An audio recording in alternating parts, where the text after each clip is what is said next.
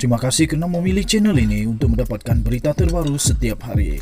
Bagi anda yang pertama kali berada dalam channel ini, sila pertimbangkan untuk tekan butang like, subscribe dan komen video ini untuk penambahbaikan pada video akan datang.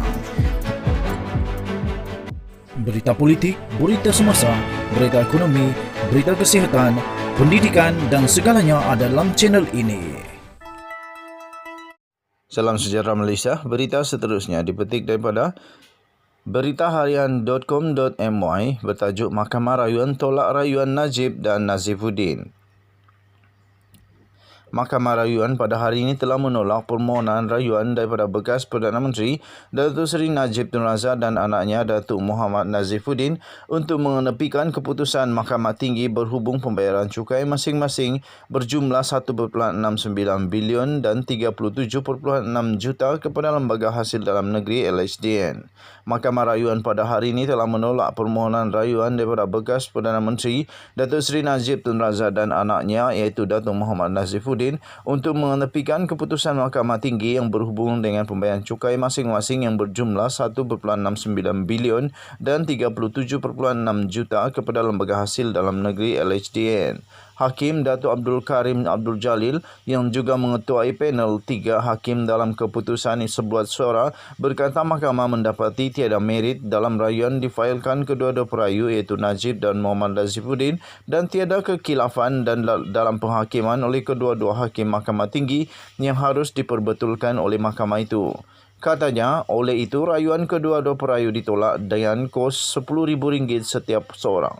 Kata Hakim Abdul Karim yang bersidang bersama Datuk Wazir Alam Maidin Merah dan Datuk Supang Lian pada prosiding yang berlangsung secara dalam talian.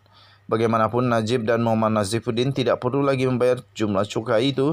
Berikutan, panel berkenaan membenarkan permohonan kedua-dua perayu bagi penangguhan sementara pelaksanaan keputusan pada hari ini.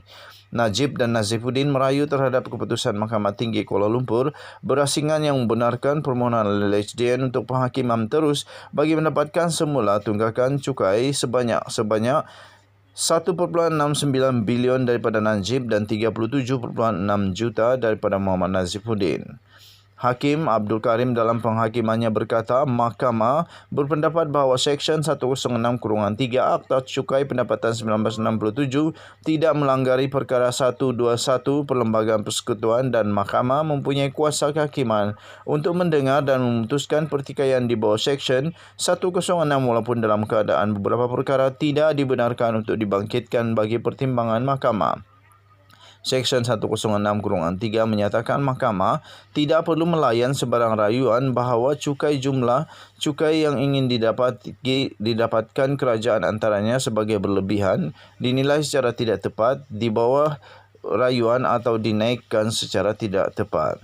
Sekian berita. Untuk mendapatkan berita yang lengkap, sila layari www.beritaharian.com.my. Kita jumpa lagi. Selamat pagi. Bye-bye.